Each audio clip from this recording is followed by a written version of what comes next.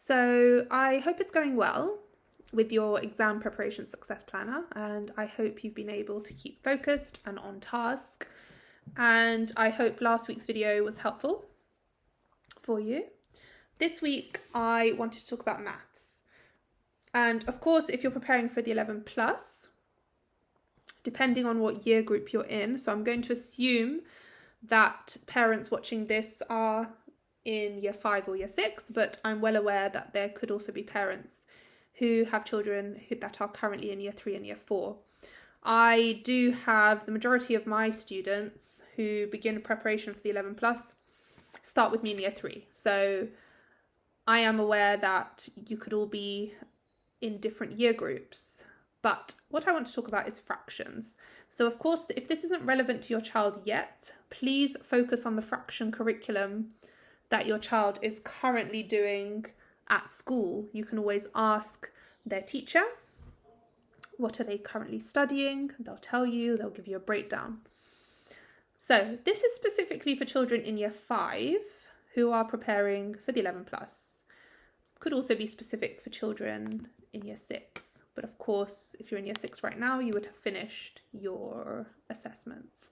So let's assume you are a parent of a child in year 5 and you are teaching your child fractions. Now, it's really important that you find the curriculum that will tell you exactly all the different parts of fractions that you need to know about and that your children or your child needs to learn. So, as I've said previously, I use White Rose Premium. It's fantastic. I don't work for them. I don't get paid anything for telling you that, but I use White Rose Premium. And I love it because it breaks it down into lessons. And I can quickly identify gaps that any of my students have, and I can address those in my lessons. I can teach them. I can ask them to apply it in learning. I can give them little tests until they're confident with how to do it. So I'm just covering probably half of the fraction curriculum in this video.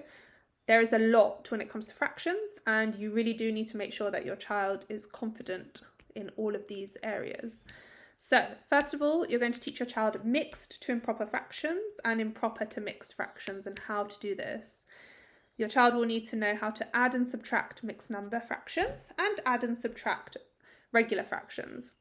You will teach your child to simplify. Equivalent fractions come up a lot in the 11 plus.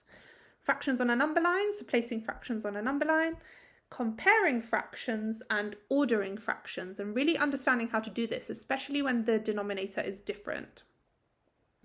So that was just a quick tour of fractions and what you can focus on this week. So for the aspects of learning, it could be number 1, for my child to know how to convert from mixed to improper fractions. Number 2, other way round. And number 3, my child will know how to simplify fractions. And I hope that was helpful. If you have any questions, please do email me. And I look forward to seeing you next week.